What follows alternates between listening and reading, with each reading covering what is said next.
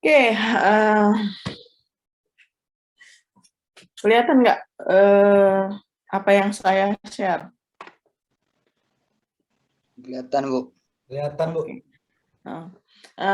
Hari ini sama minggu depan saya itu bahasannya tentang VISIM. Tapi VISIM ini saya nggak bisa sendiri ngajarnya. Saya pakai asisten nanti. Jadi VISIM ini adalah bagian terakhir dalam praktikum Reklantas. Sudah mulai praktikum belum sama asisten lab? Baru mau mulai sih, Bu. Baru mau mulai. Nah, terakhir kali setelah dapat data survei, itu kalian belajar tentang simulasi kan? Nah, jadi dua pertemuan ini kita bicara tentang VISIM. Nah, hari ini saya kasih tahu tentang VISIM-nya, tentang apa itu VISIM, pengenalan lah tentang VISIM. Nah, yang minggu berikutnya sebenarnya asisten. Jadi sebenarnya asisten lab, tapi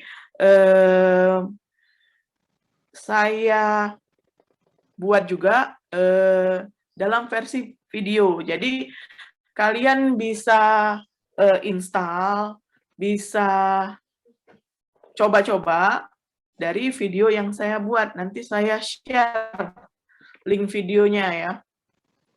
Jadi minggu depan kalian cuma itu sama tugas. Nah, minggu berikutnya, minggu ketiga, itu saya kasih tentang manajemen lalu lintas sama satu lagi, apa ya, satu lagi tuh. Kalau nggak salah, tentang keselamatan lalu lintas. Nah, jadi itu yang bakal saya kasih ke kalian, ya. Nah, VISIM ini tidak bisa berdiri sendiri. VISIM ini harus punya data sebelum kita melakukan simulasi. Jadi simulasinya seperti apa? Simulasinya nanti kalian seperti mau bikin animasi.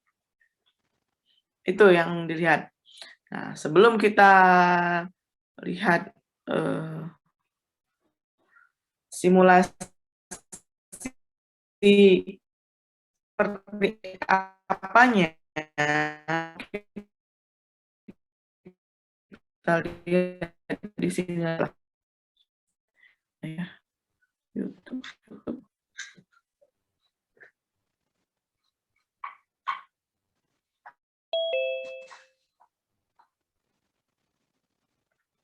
Mungkin nantilah. Kita ke rekayasa dalam mengelola mobilitas perkotaan. Jadi di dalam transportasi ini, ya, kita tuh bertindak sebagai perencana. Nah, jadi dalam perencanaan itu, dalam transportasi itu harus kesemuanya berkesinambungan. Jadi ada sistem objeknya, ada transport sistemnya atau targetnya, ada performance-nya, ada indikatornya, ada policy-nya, ada regulasinya, sampai terciptanya perencanaan sistem transportasi. Nah, jadi dalam merencanakan sebuah konsep transportasi itu harus berkesinambungan, harus terpadu. Jadi bukan cuma dari segi engineering-nya, dari segi pembangunannya, tapi juga dari segi manajemennya, dari segi regulasinya, itu juga harus diperhatikan dalam perencanaan transportasi. Nah, jika tidak ada perencanaan yang baik, apa yang terjadi? Skala kecilnya itu yang terjadi adalah kemacetan. Nah, itu secara mikronya, secara kecilnya terjadi kemacetan. Nah, secara luasnya apa? Secara luasnya ya dari segi psikologikal orang saja, orang tidak menyukai untuk berada di jalan. Itu dari segi makronya. Sudah itu kesulitan untuk mencari angkutan. Nah, dari tahun ke tahun ya terdapat pengurangan kecepatan kendaraan yang signifikan, terutama untuk hal ini disebabkan apa? Karena perencanaan transportasinya itu masih. Kenapa? Penilaian karena pengurangan kecepatan kendaraan itu tidak bisa melaju sesuai dengan keinginannya, ya. Jadi keinginannya itu sama saja dengan bahwa terjadi kemacetan.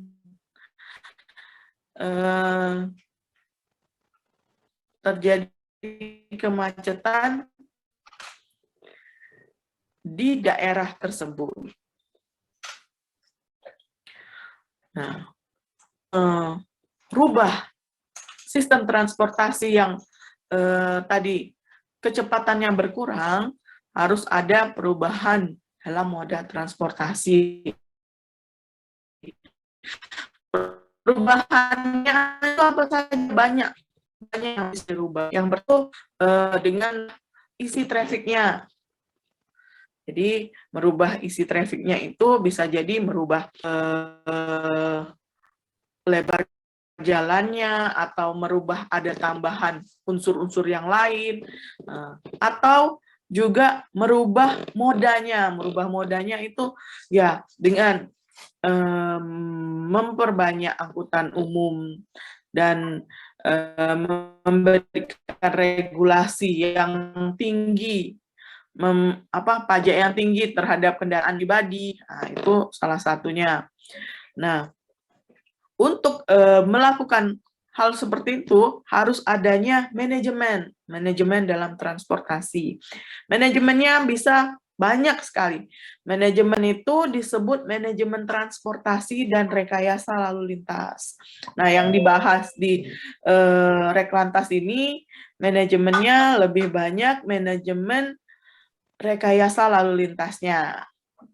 Jadi, manajemen rekayasa lalu lintas ini secara mikro. Nah, dalam manajemen transportasi dan rekayasa lalu lintas ini, apa saja yang bisa dilakukan? Banyak sekali.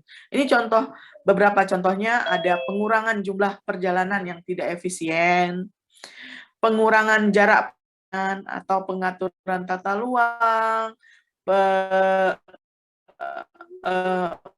pengaturan lokasi kegiatan dan pemukiman. Kenapa pengaturan lokasi kegiatan dan pemukiman? Karena berdasarkan studi itu yang menyebabkan kemacetan juga adalah memberikan ruang yang baik, menata kotanya dengan baik untuk ruang kegiatan dan ruang pemukiman. Makanya sebuah kota itu harus ada pusat pemukiman, pusat kegiatan, pusat perkantoran. Seperti Palembang yang mulai berubah ya. Ini mulai berubah penataannya, tata ruangnya. Bisa dilihat daerah CBD itu kan daerah Kapten Arifai dan sekitarnya kan sekarang ini. Kalau dulu kan Sudirman, tapi sekarang Sudirman tetap masih, hanya saja sudah mulai bergeser. CBD-nya mulai bergeser ke arah dari Sudirman ke arah ke arah Kapten Arifai itu. Jadi pusat perbelanjaan lebih cenderung ke daerah sekitar itu, yang tadinya itu di daerah Sudirman, sudah mulai berubah perlahan sedikit demi sedikit ke daerah itu. Kemudian pusat perkantoran yang tadinya di Kapten Arifai, walaupun masih tetap sampai saat ini di Kapten Arifai juga, tapi mulai berubah. Ini kan sekarang sedang perubahan tata guna lahan untuk daerah perkantoran dari Kapten Arifai itu akan dipindahkan ke Jalan Maijen Yusuf Singadikani. Nah, di sana juga ya daerah perkantoran di situ dan juga di daerah Jakabaring. Ya, itu mulai perlahan, walaupun tidak langsung, tapi mulai berubah. Kemudian diubah ke daerah pinggir kota. Kalau yang dulu kan ke Perumnas kan, kemudian sekarang ke daerah Talang Kelapa, daerah Macan Lindungan ke dalam itu, kemudian ke daerah Gandus, itu menjadi daerah pemukiman sekarang. Nah, itu adalah penataan tata guna lahan. Jadi, yang mana lahan untuk pemukiman, yang mana lahan untuk perkantoran, yang mana lahan untuk areal perbelanjaan. Nah, kenapa sebuah kota harus ditata seperti itu? Karena untuk memudahkan orang melakukan perjalanan. Dan juga membuat mobility manajemennya lebih gampang untuk di-manage. Lalu selanjutnya itu juga ada penggunaan jenis moda transportasi yang lebih ramah lingkungan, seperti jalan kaki, sepeda, car. Nah, dalam perencanaannya itu ya untuk memudahkan pada 3 macam planning yang biasa dilakukan, yaitu operational planning, strategic planning, traffic management. Nah, ketiganya ini untuk melakukan perencanaan manajemen. Jadi perencanaan manajemennya itu juga dibagi menjadi 3.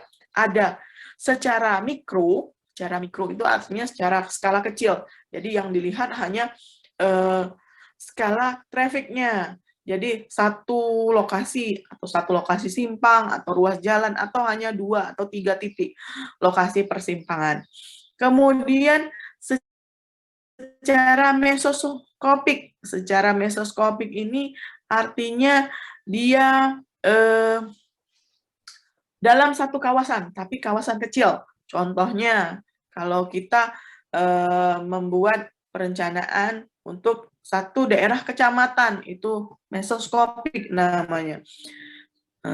Jadi kalau mikro tadi hanya beberapa ruas jalan dan simpang, meso itu kita lebih ke perencanaan yang lebih besar. Jadi perencanaannya bukan hanya simpang, ruas, tapi juga satu kawasan.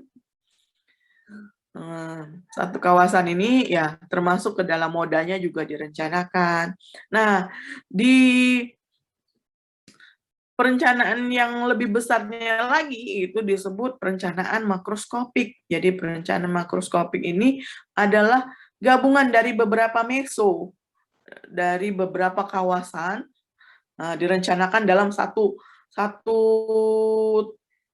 perencanaan, misalnya perencanaan sebuah kota. Nah, untuk merencanakan si makro, meso, dan mikro ini, dia punya planningnya sendiri. Seperti kalau makro itu perencanaannya adalah perencanaan operasional. Sedangkan kalau Meso itu perencanaannya adalah perencanaan strategi dan perencanaan traffic management. Nah, yang kita lihat, yang dipelajari di Reklantas ini terutama untuk perencanaan traffic management, ya. Nah, untuk perencanaan traffic management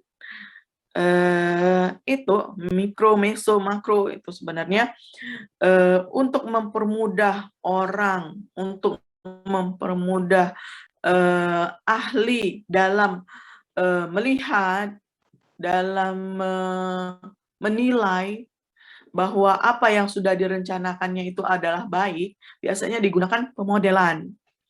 Nah, pemodelan ini bisa berupa rumus matematika dan juga engineering tools kalau sekarang ini. Nah, kalau secara matematika, oke, kita bisa melihat bahwa simpang ini memiliki kinerja berapa, dia tingkat pelayanannya oke atau tidak. Tapi kita tidak bisa melihat secara pasti bahwa apa yang kita buat itu layak atau tidak, atau bagus atau tidak, atau ketika ditempatkan di situ bisa terrealisasi dengan baik atau tidak. Nah, untuk melihat itu, maka traffic engineering itu biasanya menggunakan tools. Tools itu berupa tools untuk mensimulasikan apa yang sudah dibuatnya atau apa yang sudah direncanakannya. Nah, secara mikro itu tools yang dibuat itu ada vSim. Kalau program simulasi. Nah, program simulasi ini sebenarnya ada banyak sekali.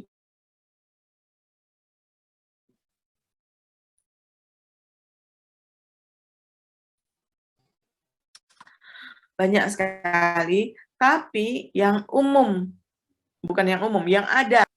Nah, jadi hanya punya vSim. vSim, tapi selain vSim ini ada banyak. Ada Paramix, ada MSEM, ada Coremix. Itu semua bisa digunakan untuk pemodelan. Hanya biasanya tools untuk traffic ini, tools untuk transport ini adalah tools yang berbayar. Jadi kesulitannya di situ. Jadi kalau untuk mahasiswa biasanya dia punya student versionnya. Nanti kalian bisa download di situ. Nah, atau kalian bisa pakai lab. Nah, untuk mikro dia menggunakan vSim. Untuk makro dia itu menggunakan Vistro, dan untuk makronya biasanya digunakan Visum.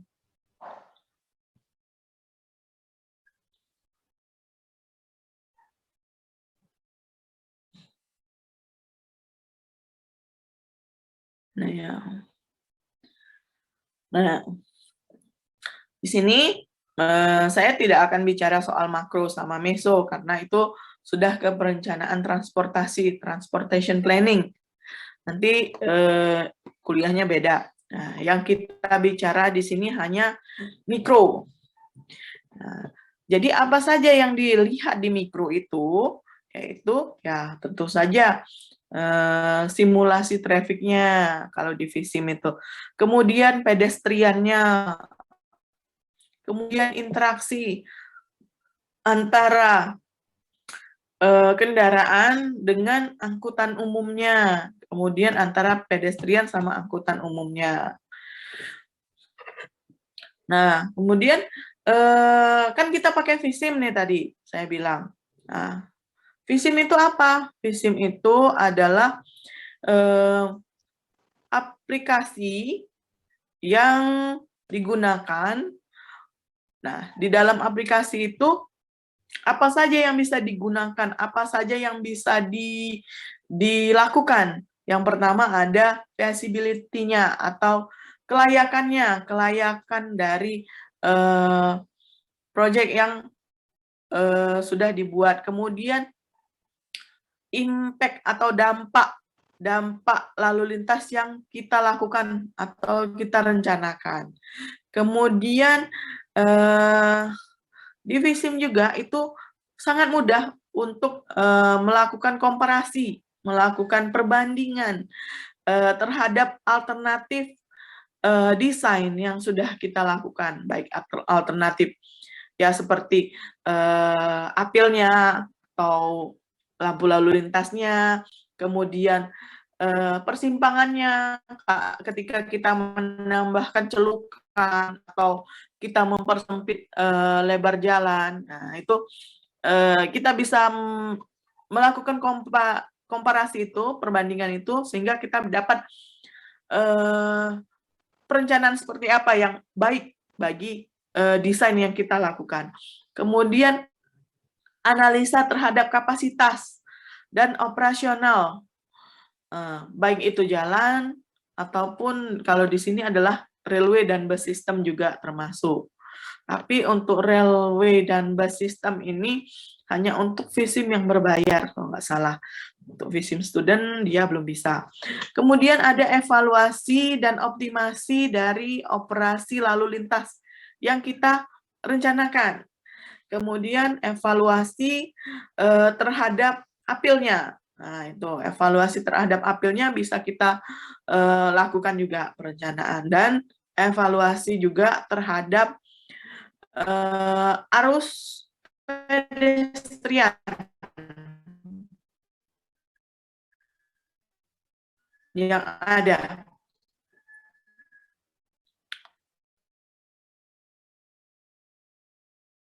Nah, sini Visim yang digunakan itu simulator. Jadi fungsinya untuk melakukan pemodelan trafficnya, kemudian pemodelan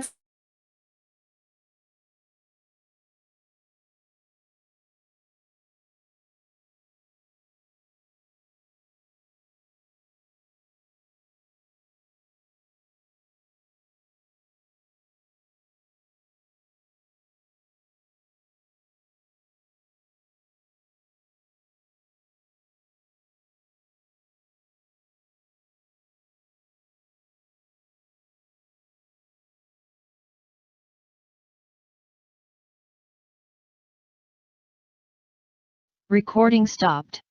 Recording in progress. Sorry, saya terlempar keluar tadi. Balik lagi ya. Visim atau program simulasi apapun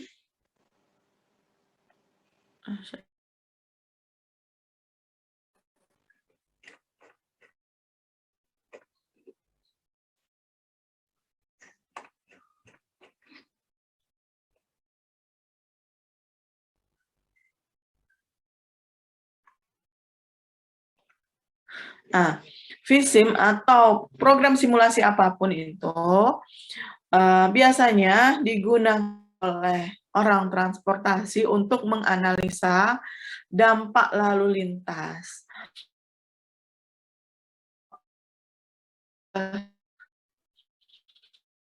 Di kita biasanya kalau ingin membangun si pemukiman atau bangunan di atas 3 lantai, itu diperlukan analisa dampak lalu lintas. Nah, analisa dampak lalu lintas itu analisa yang seperti apa? Jadi analisa yang berupa rekomendasi bahwa bangunan tersebut dapat dibangun atau tidak. Nah, jadi yang pertama dilakukan dalam analisa lalu lintas itu adalah menganalisa gambaran lokasinya. Kemudian analisa bangkitan dan tarikan. Sudah dapat belum pelajaran tentang bangkitan dan tarikan? Sudah dapat? Belum ya? Belum, Bu. Belum. Jadi di analisa bangkitan dan tarikan ini biasanya dilakukan analisa mengenai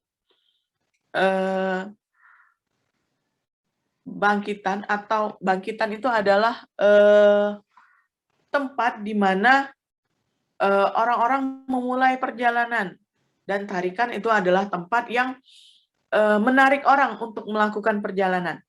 Jadi dilakukan analisa terhadap bangkitan dan tarikannya. Kemudian setelah dilakukan analisa bangkitan dari tarikan ini, ya termasuk di sini analisa kendaraannya, berapa banyak kendaraan yang melakukan perjalanan dari tempat bangkitan menuju ke tempat tarikan. Nah, setelah didapat data-datanya tadi, dilakukan simulasi kinerja lalu lintasnya. Bagaimana kinerja lalu lintasnya? Apakah tingkat pelayanannya baik ataukah tingkat pelayanannya buruk? Sudah dapat kan level of service, tingkat pelayanan dari Bu Titi, Bu Astri? Untuk setelah kapasitas. Harusnya sudah dapat ya. Kalau belum dapat, saya harus kasih lagi biar kalian paham soalnya. Kalau diem aja berarti sudah paham ya. Oke, kalau paham nanti saya kasih tugas lah, biar lihat kalian tingkat pemahaman kalian soal kinerja lalu lintas. Nah, setelah kita melakukan simulasi tadi, kita harus dampak ke depannya itu seperti apa?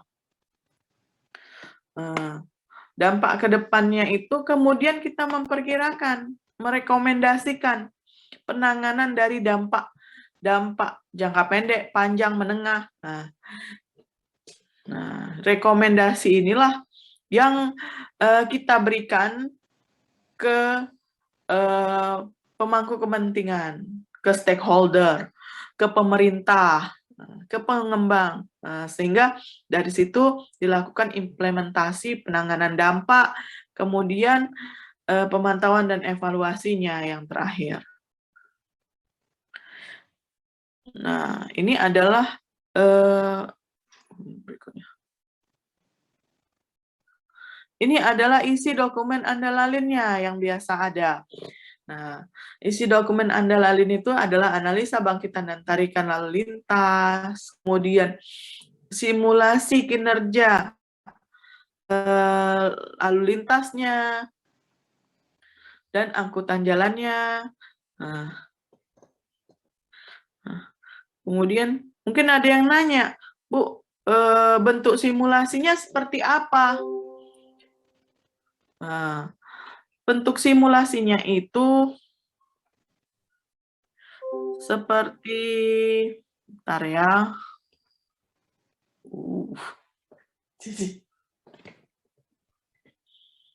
Bentuk simulasi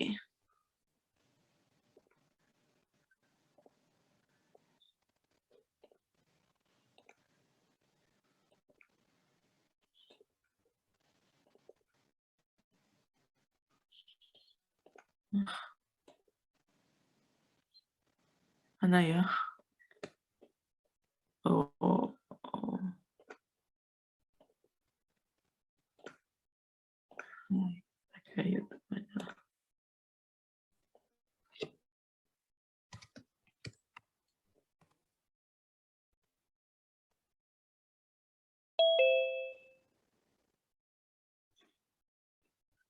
Sorry, internet melambat. Vsim.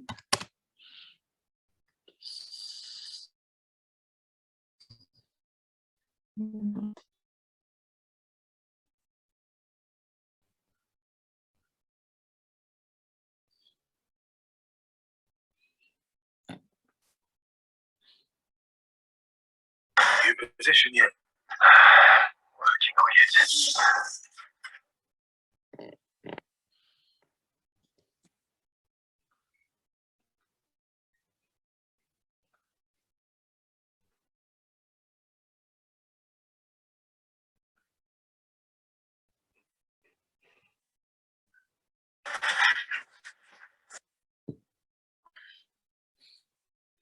Nah, ini adalah contoh simulasi. Jadi, yang dilakukan di dalam Vsim itu adalah mensimulasi lalu lintas sampai seperti yang sesungguhnya, realitasnya. Nah, jadi, ini yang kita lakukan di Vsim. Nah, ini yang nanti kita coba setelah kalian praktikum Reklantas, setelah dapat data, kalian belajar tentang survei, ada 7 macam survei, kalau nggak salah di situ ada survei kecepatan, ada survei geometrik, ada survei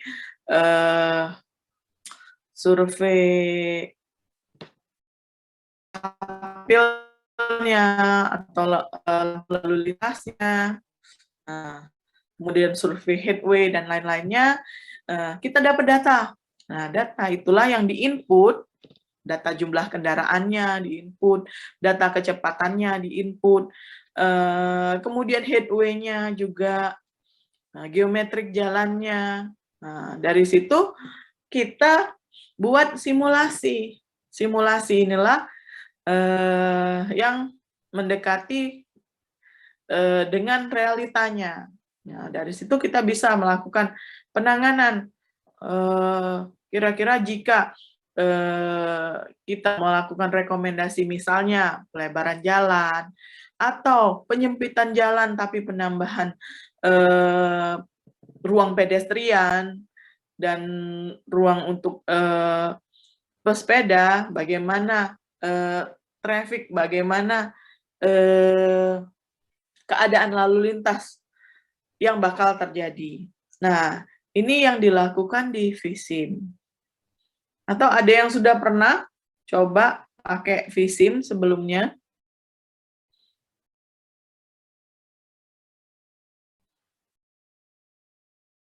Belum pernah. Nah, Vsim ini sebenarnya hanya satu merek ya. Vsim ini merek karena kebetulan yang ada di lab kita itu adalah Vsim, tapi sebenarnya ada banyak sekali program simulasi yang lain, seperti Ensem, Corsim, ataupun juga Paramix. Nah, itu.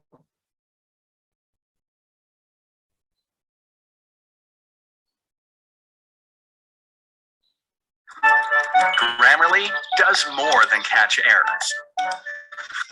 With Grammarly, you can find really... Hello and welcome to the webinar Creating... Vsim ini sendiri ya, dia adalah produk buatan Jerman. Jadi yang kita pakai ini adalah buatan Jerman. Si Vsim ini dia biasa digunakan, tapi untuk penanganan andalalin dia menggunakan yang full versionnya. Nah, tapi kalian akan belajar nanti pakai yang student versionnya. Pengen belajar ini? Kira-kira? Pengen. Nah, jadi sebenarnya ini gampang-gampang susah. Sebenarnya gampang sih, tapi kalau untuk yang pendalamannya nanti kalian bisa otak-atik sendirilah dari tutorial yang ada. Nah, nanti saya hanya kasih materi pendahuluannya. Nah, saya masih mau upload dulu ininya videonya, nanti saya share ke kalian ya. Jadi kalian tinggal lihat cara downloadnya, kemudian installingnya dan penggunaannya. Jadi kalian bisa putar berulang-ulang, jadi bisa dicoba-coba terus. Oke, kita balik lagi ke ini tadi. Nah, visi misi tadi ya, itu biasanya digunakan dalam andalalin atau analis. Kalau di Indonesia itu visi misi tadi biasa digunakan untuk andalalin itu apa? Andalalin itu adalah analisa terhadap dampak yang terjadi akibat sebuah pembangunan. Jadi kalau kalian mau bangunan di atas 3 lantai atau kawasan bangunan, itu biasanya diminta analisa dampak lalu lintasnya. Untuk apa? Agar apa yang kita buat itu tidak menyebabkan areal atau secara makroskopik, mesoskopik, ataupun mikroskopiknya merusak atau berdampak buruk bagi daerah tersebut. Biasanya dalam analisa dampak lalu lintas ini salah satunya adalah yang diminta simulasi kinerja lalu lintasnya. Nah, biasanya andalalin ini terhubung dengan AMDAL. Ini di sini kenapa di sini di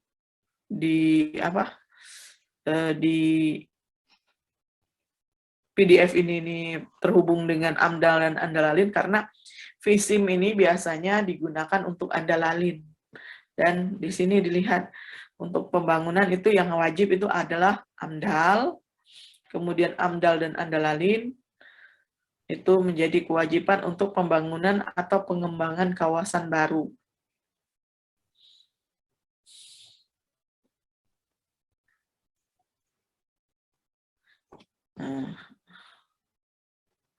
Nah, apa yang kita perlukan dalam pemodelan 3D dalam VISIM ini,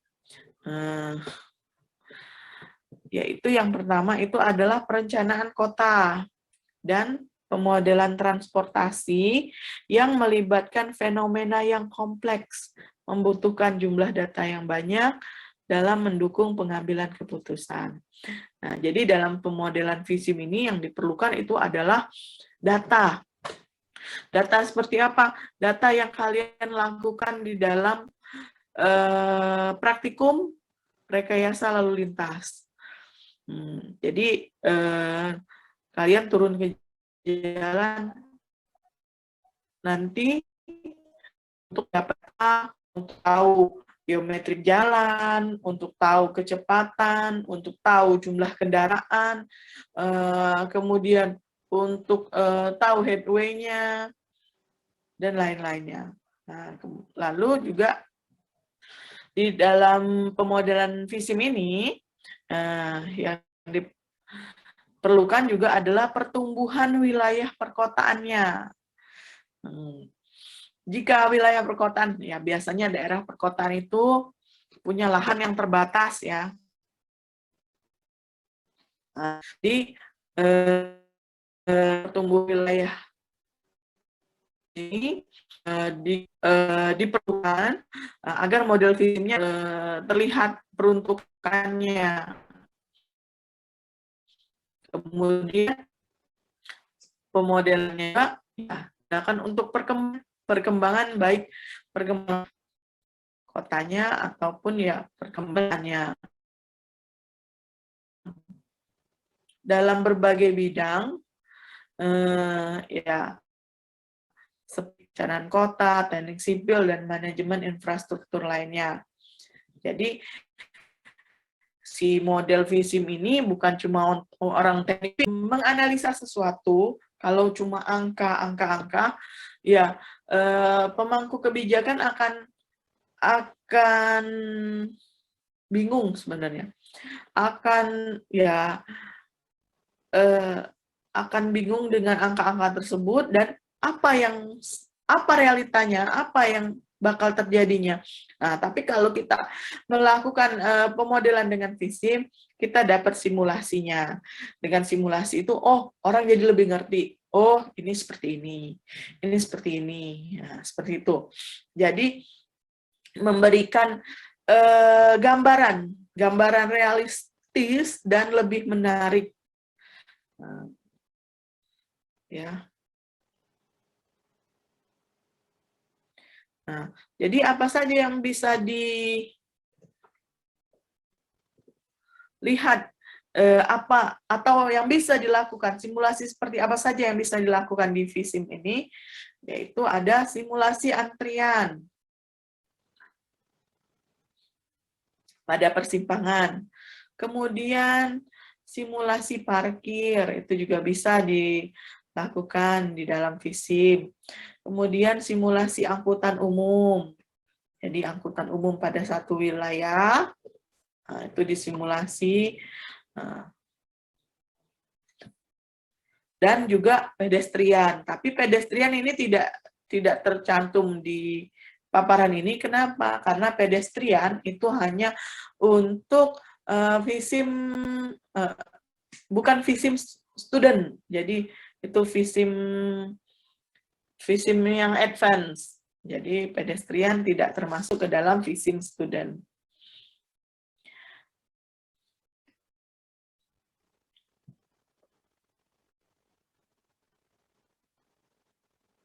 Nah, ini peran berikutnya itu lebih ke Transforum. Transforum ini Transportation Forum yang dibuat oleh VISIM.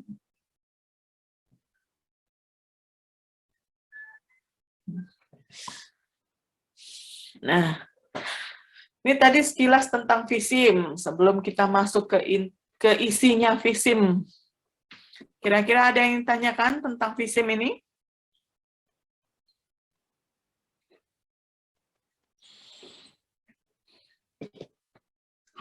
Adakah yang ingin tanyakan?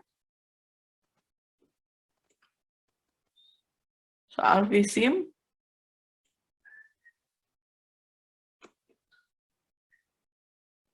Nggak ada.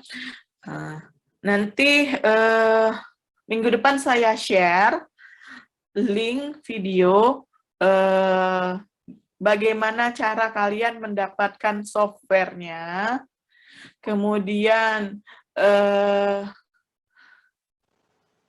jika ingin mendapatkan melihat secara langsung software atau menggunakan secara langsung software yang lebih dari 2 simpang, itu kalian bisa ke lab transport. Tapi pakai dongle ya. Jadi di sana dia harus pakai dongle. Rasanya dongle dipegang sama Pak Joni. Dipegang sama Pak Dekan. Kemudian saya juga bakal share minggu depan itu selain cara download, install, dan cara penggunaannya. Nah, hari ini juga saya kasih tahu cara penggunaannya, tapi saya kasih tahu secara teoritis lah. Nah, minggu depan saya share videonya, cara penggunaannya satu persatu, ya.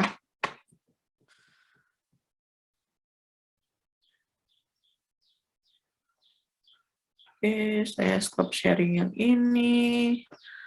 Saya ke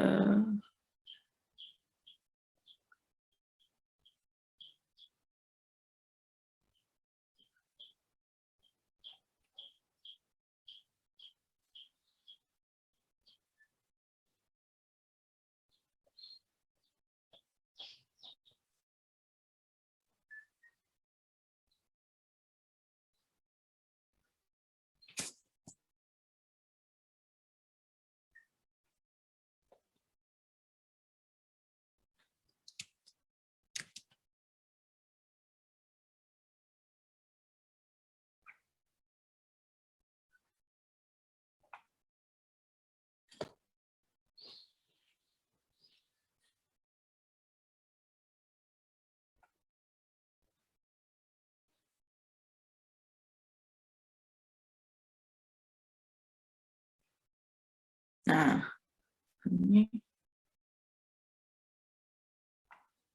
nggak usah. Nah, setelah kita install si vSIM-nya itu tadi, ya, kalau kalian sudah install vSIM, nanti kalian dapat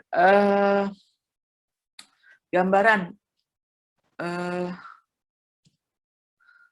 Kira-kira bentukannya seperti ini. Ini vSIM lama sih, vSIM 5. Tapi kurang lebih sama. vSIM sekarang vSIM 8. Nanti yang kalian download itu vSIM 8. Tapi kurang lebih hampir sama lah seperti ini. Jadi dari sini, kalian bisa lihat di sini adalah di sisi kiri itu ada toolbar yang digunakan untuk membuat simulasinya.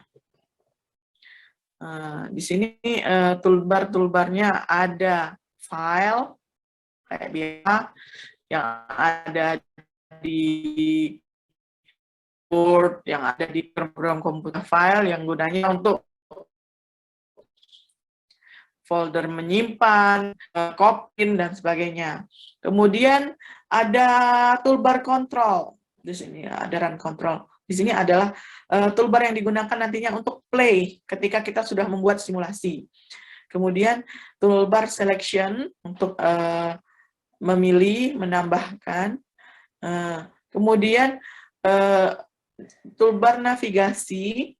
Navigasi ini untuk mengarahkan, untuk membuat kursornya jadi seperti apa, apakah untuk tarik atau untuk membuat tampilannya 3D seperti itu. Nah, ini adalah toolbar untuk pedestrian. Tapi kalau di vSIM student dia tidak akan bisa diklik.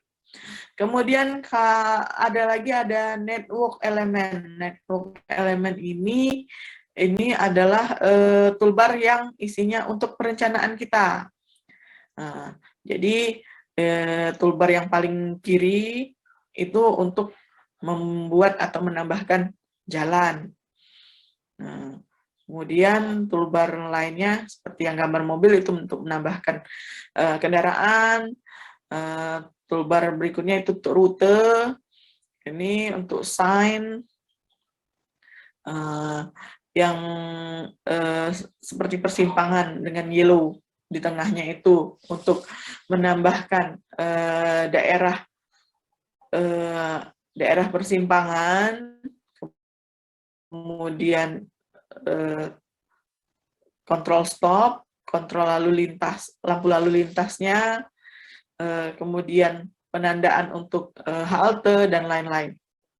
Ini ya. Nah, untuk memulai vSIM itu ya pastinya diklik tombol new ya. Nah, ini adalah tombol isi dari tombol main menunya. Jadi yang pertama itu ada file, edit, view, database. Database-nya ini adalah toolbar yang nanti digunakan sebagai tempat untuk input data-data yang kalian dapat dari survei. Seperti data distribution, data emisi, kalau ada, kalau tidak ya tidak apa-apa. Kemudian emisi juga kalau ingin dapat perencanaan tentang tingkat emisinya baru diinput. Kemudian di bawahnya ada vehicle atau tipe-tipe kendaraan, driving behavior. Driving behavior ini kebiasaan pengemudi, apakah setir kiri atau setir kanan. Itu kalau di kita kan setirnya kanan, tapi banyak tempat terutama di Eropa itu setirnya setir kiri. Dan beberapa negara di Asia itu setir kiri. Ya, Aji, ada yang tanya kan?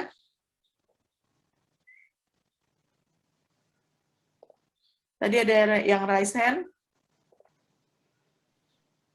Kepencet Nggak ada? seperti itu. Oh, oke. Saya lanjut lagi ya. Tidak, Kemudian Bu. ada, Kepencet tadi, Bu. oke. Kemudian ada tipe pedestriannya. Tipe pedestrian itu, ya banyak kan pedestrian itu, orang juga banyak kan, ada anak kecil, ada orang dewasa, kemudian ada yang berkebutuhan khusus.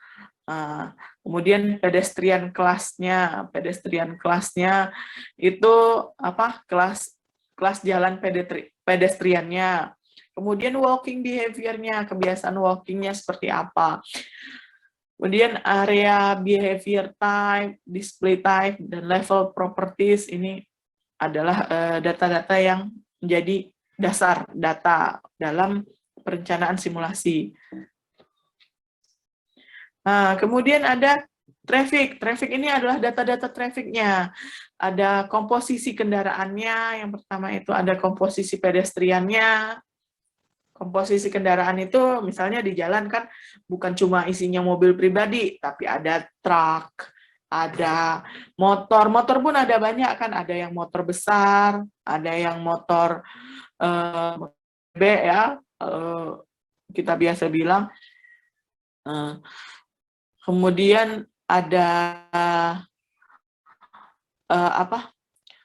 kendaraan pribadi pun ada bermacam-macam, ada SUV,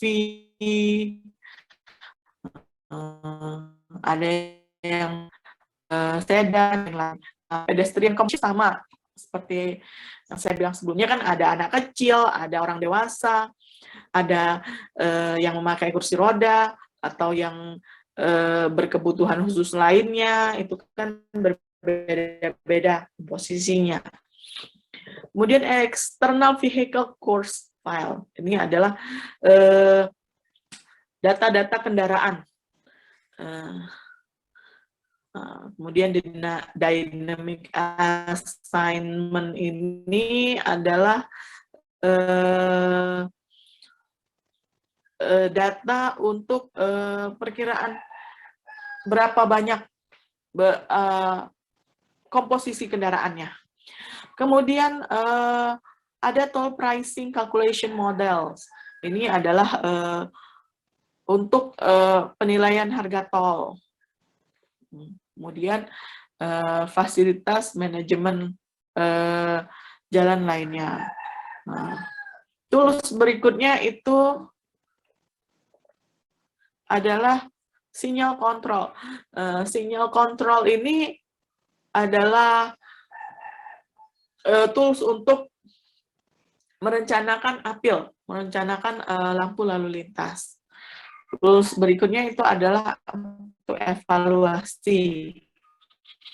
Jadi untuk melihat datanya, kemudian melihat apa yang sudah kita input itu database-nya seperti apa. Kemudian simulasi itu adalah tools untuk ya kita play simulasi yang sudah kita buat.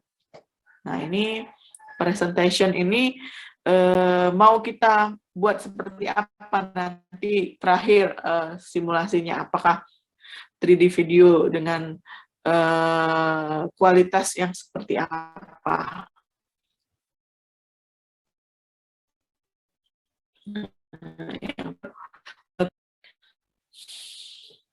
Nah,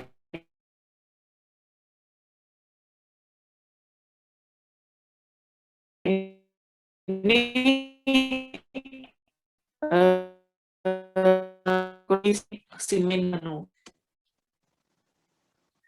Nah, awal CV-SIM itu seperti ini kira-kira. Nah, nanti begitu kita buka open network file,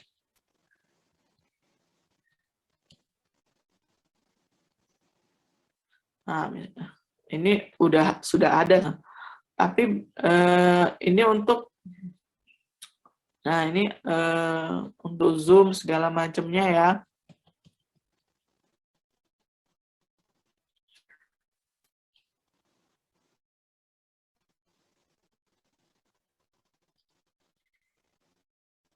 Nah, ini untuk display option.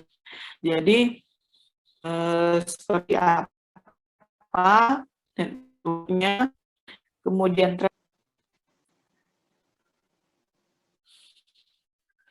nah, ini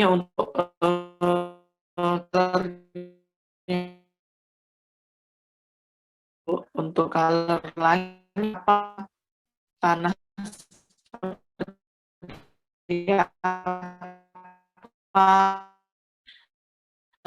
atau jalannya warnanya pembatas ini bisa kalian setting semua di sana.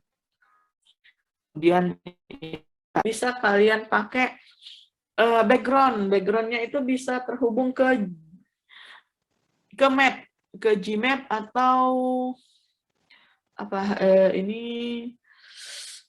apa yang satu lagi itu ke Maps, ya ke Maps. Kalau Gmap kan dia bawaan dari Google kan, Google. Ada satu lagi kan itu Maps, nah, itu juga bisa digunakan. Nah, jadi kita punya gambaran, misal kita punya background satelit dari si map. Nah, jadi kita bisa pakai itu. Atau kalau kalian punya gambar desain dari jarakan, bisa juga dipakai. Ini contohnya dia mengambil gambar desain. Nah, ini background-nya. Kemudian dari situ juga bisa ditentukan skalanya. Skalanya seperti apa? Misalnya, kita tahu tuh gambar desain kita seperti ini. Kemudian jarak antara titik simpang pertama dan kedua itu 135 meter. Atur skalanya bahwa dari titik ini ke titik ini adalah 135 meter. Nah, jadi dari situ kita sudah membuat skala, bahwa skala tersebut sudah sesuai dengan gambar dan realitanya.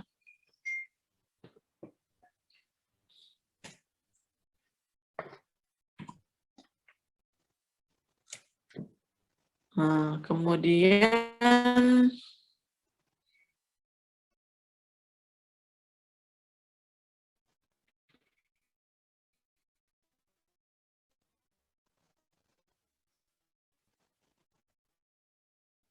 setelah kita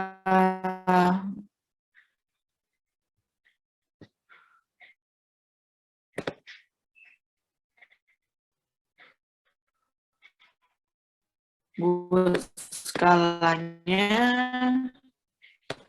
baru kita rencanakan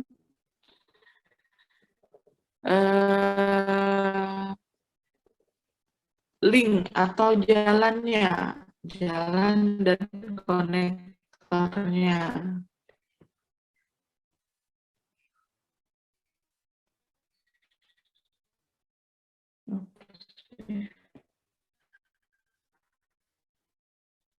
Nah, jadi kita rencanakan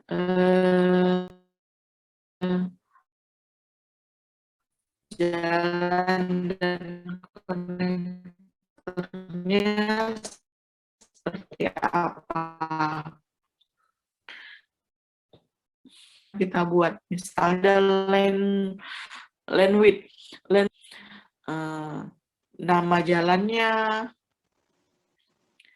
jadi bisa dicek di situ, bisa ditambahkan di situ. Lajurnya itu juga bisa dibuat di situ. Nah, seperti ini kira-kira. Setelah itu kita masukkan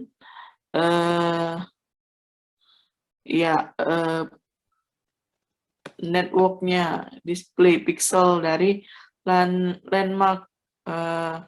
landmarking atau pembatas jalannya itu berapa.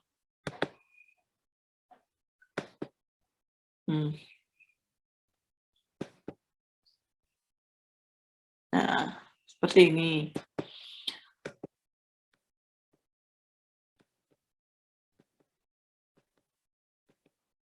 Nah, setelah kita dapat jalan, setelah kita membuat jalan, baru kita atur penyatuan antar simpangnya. Jadi konektornya.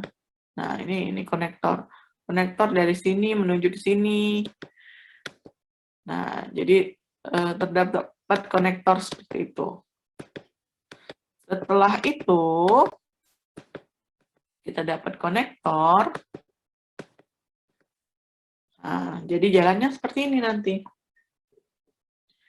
Nah, setelah kita buat jalan seperti ini, baru kita buat masukkan kecepatannya.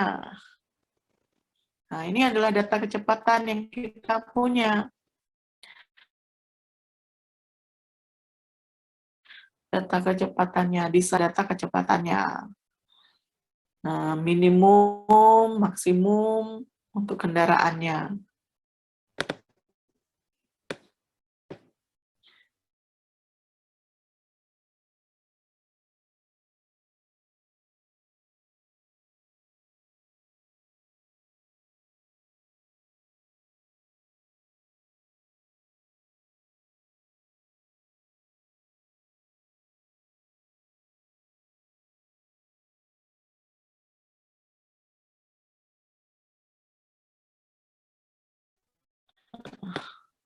Nah, ini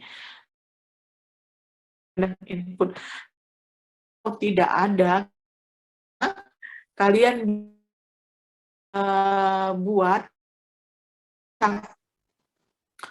kalian input sendiri ke dalam si vSIM ini. Nah, dia bisa mengambil data dari SketchUp atau mengambil model-model 3D dari SketchUp.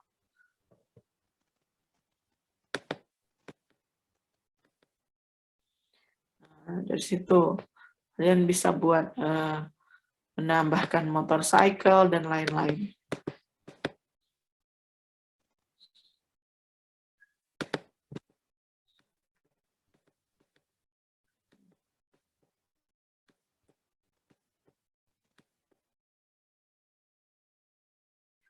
Nah,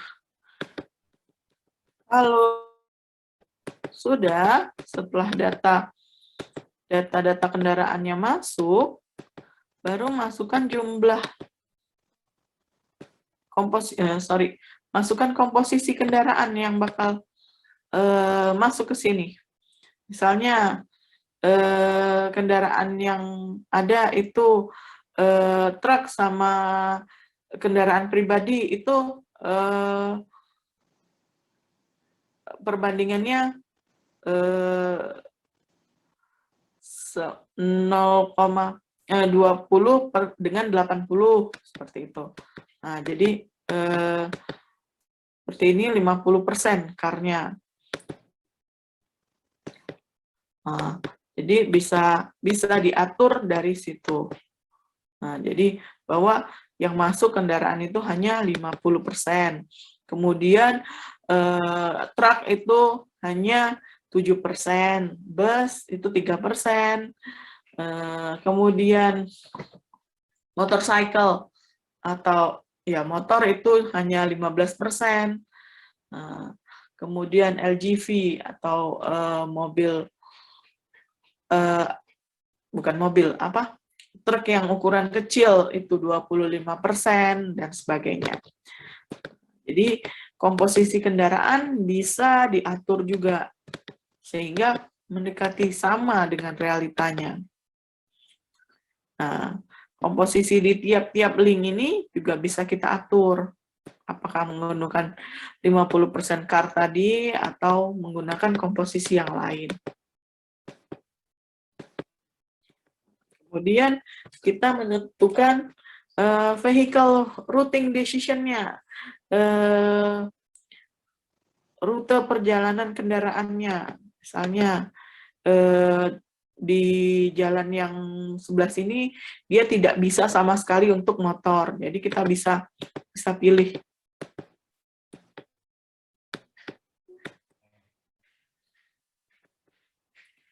Ya, seperti itu.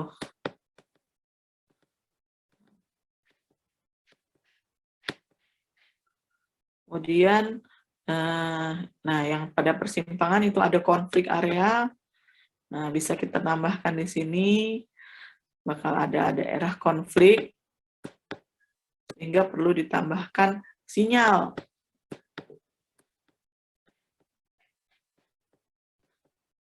Penambahan sinyal.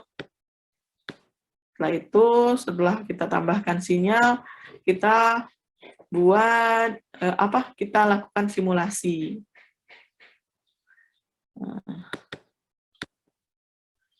Nah, ini untuk mengakhiri simulasi. Oke, kira-kira seperti itu gambarannya. Jadi nanti saya share juga link saya membuat simulasinya. Jadi kalian saya buat simulasi dari awal, jadi kalian bisa praktek langsung nantinya dan bisa diulang-ulang. Kalau membuat pemrograman simulasi seperti ini, kayaknya kalau cuma sekali pertemuan agak sulit ya. Jadi lebih baik saya bikin videonya, jadi kalian bisa stop, kemudian bisa play lagi, jadi kalian bisa praktik langsung sendiri. Nah, jika ada kesulitan, jadi kalian bisa hubungi saya. Bu, kira-kira kenapa seperti ini? Kenapa sih saya masukin mobilnya nggak bisa, atau tampilan mobilnya tidak keluar? Baru jika kalian ada kendala seperti itu, baru hubungin saya.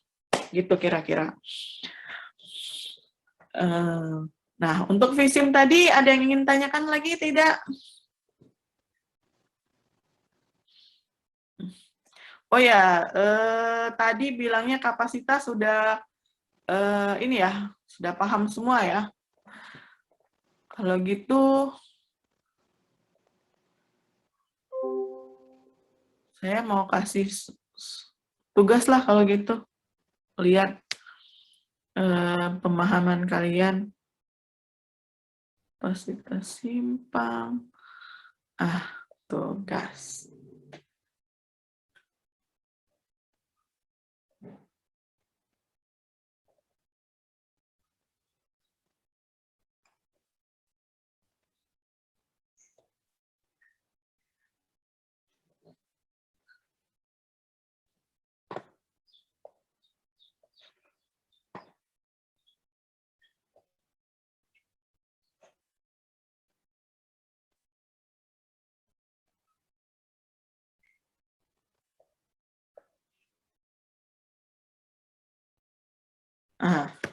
Itu tugasnya ya.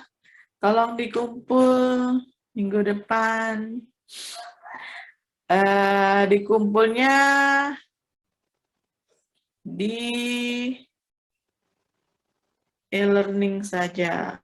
Nanti saya buka open di e-learning, nanti kalian submit di e-learning ya. Tugasnya bisa juga dilihat di e-learning.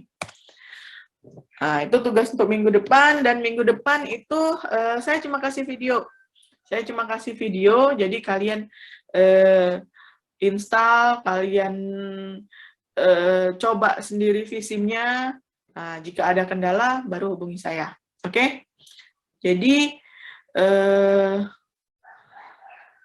kita ketemu lagi tanggal 24 untuk manajemen lalu lintas dan ITS.